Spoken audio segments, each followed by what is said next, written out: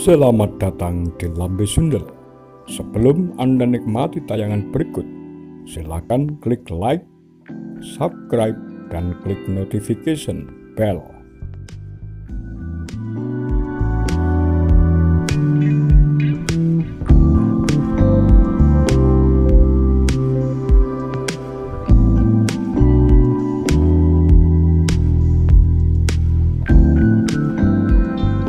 Kesaksian Subandrio tentang G30S. Super Semar sebagai hasil dari pengepungan istana saat diadakan sidang kabinet pada tanggal 11 Maret 1966 oleh mahasiswa dan 3 kompi RPKAD serta Kostrad, pimpinan Kemal Idris.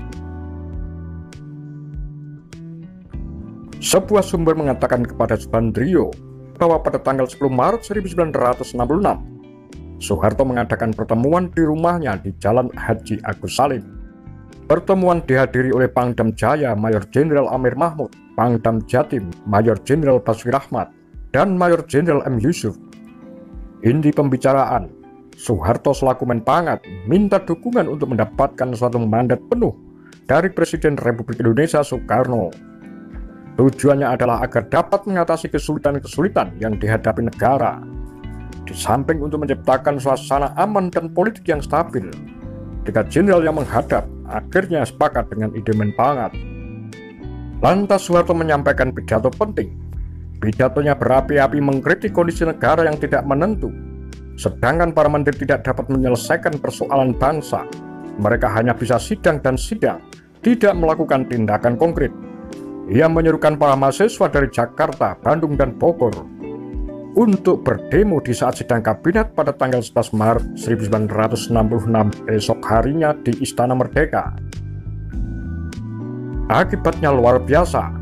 Pagi-pagi sekali sebelum sidang dibuka, ribuan mahasiswa datang berbondong-bondong menuju istana. Mereka mendesak masuk halaman istana. Pasukan kawal Presiden Cakrabirawa berupaya menahan mereka di pagar istana. Keadaan ternyata tidak mudah dikendalikan oleh pasukan kawal Presiden. Soeharto tidak hanya menggerakkan mahasiswa, namun juga memberi dukungan kepada mereka dengan mengerahkan tentara. 3 kompi RPKAD yang didukung oleh pasukan Kostrad pimpinan Kemal Idris. Tujuan mereka antara lain menangkap Subandrio. Tentara menggunakan seragam loreng bersenjata lengkap namun tanpa tanda pengenal. Mereka bersama mahasiswa menyebar di jalanan yang akan dilewati oleh mobil menteri peserta sidang. Begitu melihat mobil menteri, mereka langsung mencegat dan digembosi. Pasukan tanpa tanda pengenal itu berhadapan-hadapan dengan pasukan Cakrabirawa dalam jarak dekat. Subandrio berkesimpulan bahwa Soeharto mengharapkan dengan begitu Soekarno akan menyerah tanpa syarat. Keadaan benar-benar gawat, sebab bisa timbul korban yang sangat besar. Subandrio menilai Soeharto adalah pembunuh berdarah dingin. Dia tega membunuh siapa saja demi terwujud ambisi politiknya. Coba bayangkan, kalau pasukan Cakrabirawa saat itu bertindak keras menghalau mahasiswa, tentu bakal terjadi pertumpahan darah yang luar biasa, sebab mahasiswa akan bertahan mati-matian karena merasa mendapat angin dan didukung oleh tentara. Juga bisa terjadi perang kota antara pasukan Cakrabirawa melawan pasukan tanpa identitas. Hebatnya, dalam sidang kabinet itu Soeharto tidak datang dengan alasan sakit batuk. Namun seorang intelijen Subandrio melaporkan bahwa pada sore harinya Soeharto memimpin rapat di Makostrad. Di sini semakin jelas bahwa Soeharto adalah pembohong besar. Jika seandainya dalam sidang kabinet Soeharto ikut sebagai Menpangat, maka ada 3 resiko yang bakal dihadapi oleh Soeharto. 1. Dalam keadaan istana dikepung oleh mahasiswa dan tentara, tentu dalam sidang Bung Karno akan bertanya kepada Soeharto, "Harto, engkau telah kuangkat menjadi Panglima Pemulihan Keamanan dan Ketertiban. Ayo bergerak, bereskan pengacau-pengacau itu." maka perintah presiden itu bakal ibarat buah simalakama bagi Soeharto. Kedua, jika Soeharto melaksanakan perintah, maka namanya bakal merosot di mata para demonstran yang ia gerakkan sendiri. Tiga, jika Soeharto menolak perintah di depan sidang kabinet, maka bisa berakibat fatal bagi Soeharto. Tentu Bung Karno bisa segera memerintahkan pasukan Cakrabirawa untuk menangkap Soeharto seketika. Akhirnya, cara terbaik bagi Soeharto untuk menghindari semua kemungkinan buruk itu adalah nyakit, berpura-pura sakit. Bukankah ini membuktikan bahwa Soeharto licin dan pembunuh berdarah dingin? Ia tidak peduli bahwa tindakannya mengerahkan ribuan mahasiswa dan tentara bisa menimbulkan konflik besar yang menghasilkan banjir darah bangsanya sendiri. Sidang Kabinet 11 Maret 1966 dibuka oleh Presiden Soekarno. Setelah Presiden membuka sidang, Brigjen Sabur menyodorkan setarik kertas ke meja Presiden. Isinya singkat, di luar banyak pasukan tak dikenal. Beberapa saat kemudian Presiden keluar meninggalkan ruang sidang. Sidang selanjutnya diserahkan kepada Limena. Lantas Subandrio pun menyusul keluar. Begitu keluar dari sidang, cerita ini yang tidak ada dalam buku-buku sejarah. Subandrio sempat bingung akan kemana. Dia mendapat informasi pasukan tak dikenal itu sebenarnya mengincar keselamatannya juga. Padahal begitu keluar ruangan, Subandrio tidak melihat Bung Karno yang keluar ruangan lebih dulu. Dalam keadaan bingung, dia lihat sebuah sepeda ontel, entah milik siapa. Maka tanpa banyak pikir, dia naik di sepeda itu. Dalam kondisi hiruk pikuk di sekitar istana, Subandrio keluar naik sepeda. Ternyata tidak ada yang tahu bahwa dia adalah Subandrio yang sedang diincar. Dia mengayuh sepedanya meluncur ke selatan. Sampai di bundaran air mancur perempatan Bank Indonesia, dia melihat begitu banyak mahasiswa dan tentara. Mereka tidak hanya berada di sekitar istana, tetapi juga menyemut di Jalan Tamrin. Sampai di sini, Subandrio memutuskan untuk balik kembali ke istana karena jalanan dipenuhi oleh mahasiswa dan tentara. Hebatnya, sampai di istana lagi tanpa diketahui oleh para demonstran dan tentara. Begitu tiba kembali di istana, Subandrio melihat ada helikopter. Dan dia segera melemparkan sepedanya, serta berlari menuju Bung Karno dan masuk helikopter.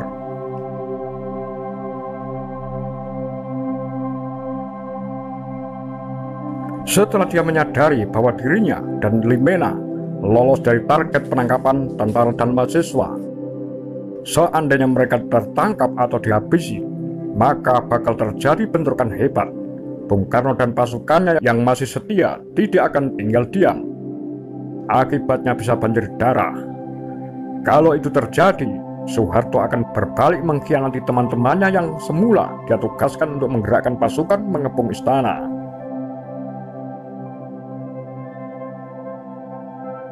Begitu juga dengan terjadinya gerakan 30 September. Bantuan pasukan Soeharto kepada Letnan Kolonel Untung untuk membantai para jenderal menjadi buktinya dan akhirnya dihabisi. Menjelang petang istana Bogor didatangi oleh 3 jenderal, Basuki Rahmat, Amir Mahmud, dan M. Yusuf. Ketika itu 3 Waperdam, Subandrio, Limena, dan Khairul Saleh sudah di sana. Limena dan Khairul Saleh menyusul Bung Karno ke istana Bogor melalui jalan darat. Ketika 3 jenderal datang, Bung Karno menerima mereka di gedung utama. Mereka berbicara cukup lama. Beberapa jam kemudian, Subandrio, Khairul Saleh, dan Limena dipanggil oleh Bung Karno masuk ke ruang pertemuan. Saat mereka masuk ruang pertemuan, Bung Karno sedang membaca surat. Basuki Rahmat, Amir Mahmud, dan M. Yusuf duduk di depannya. Kemudian surat disodorkan kepada Subandrio. Intinya surat yang disampaikan 3 jenderal dari Soeharto kepada Bung Karno. Presiden Soekarno memberi mandat kepada Soeharto untuk beberapa hal. 1. Mengamankan wilayah Jakarta dan sekitarnya. 2. penerima mandat wajib melapor kepada Presiden atas semua tindakan yang akan dilaksanakan. 3. Penerima mandat wajib mengamankan Presiden serta seluruh keluarganya. 4. Penerima mandat wajib melestarikan ajaran Bung Karno. Setelah itu Bung Karno meminta persetujuan dari Subandrio dan 2 rekan lainnya. Dalam hati, Subandrio tidak setuju, mengingat Presiden adalah Panglima tertinggi Angkatan Bersenjata Republik Indonesia dan seharusnya kendali keamanan negara berada di tangan Presiden.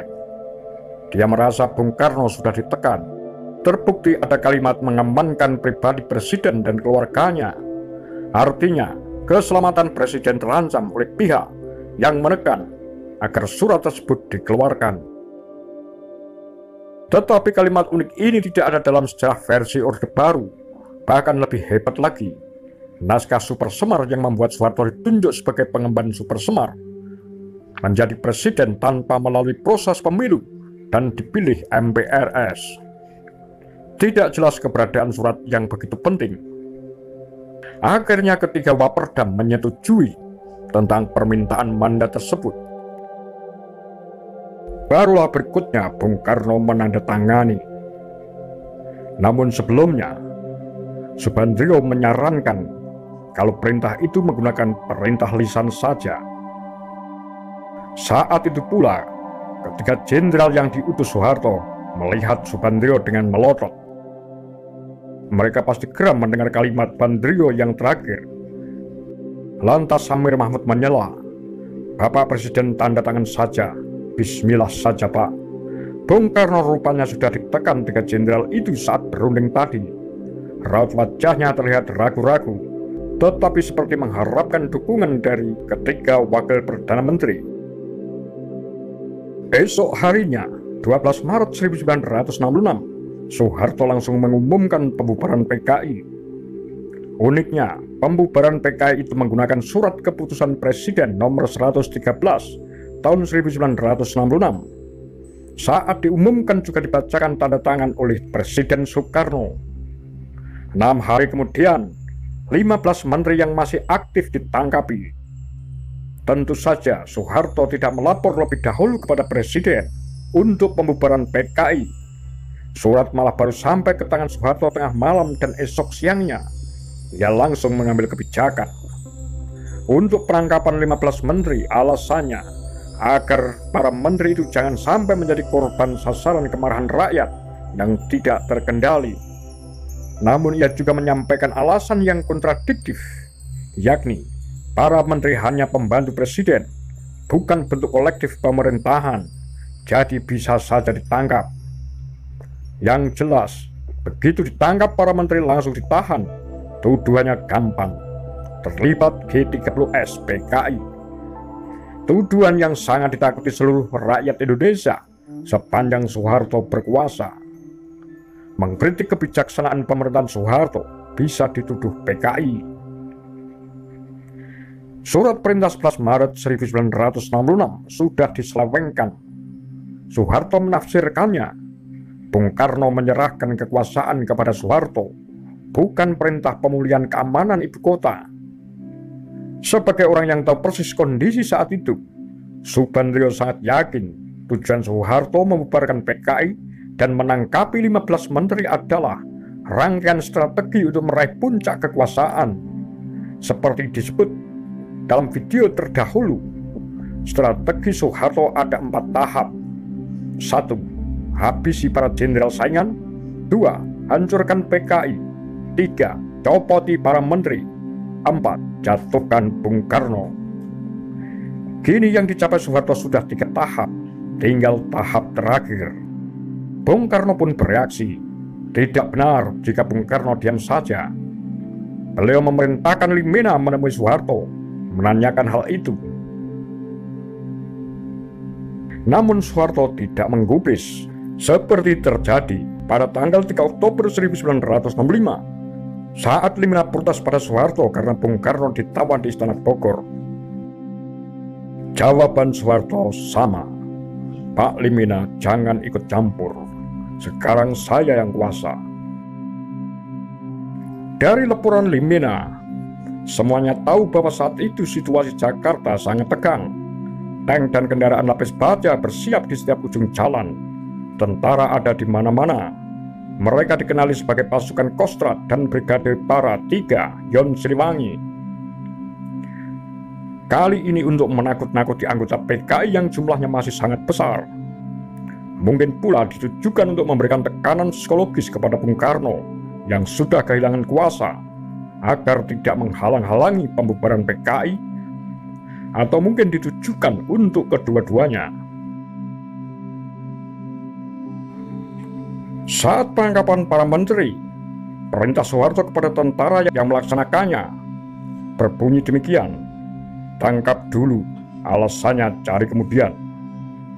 Itulah filsafat Soeharto. Dalam logika kekerasannya, persis seperti dilakukan Soeharto pada 1 Oktober 1965. Beberapa jam setelah para jenderal dibunuh, kelompok bayangan Soeharto langsung mengumumkan G30S didalangi PKI. Lantas Soeharto memerintahkan, basmi dulu partai itu, bukti-bukti cari kemudian. Apakah ini konstitusional? Seperti yang sering dikatakan Soeharto ketika dia berkuasa. Demikian Kura-Kura, Takar Lambi Sundel.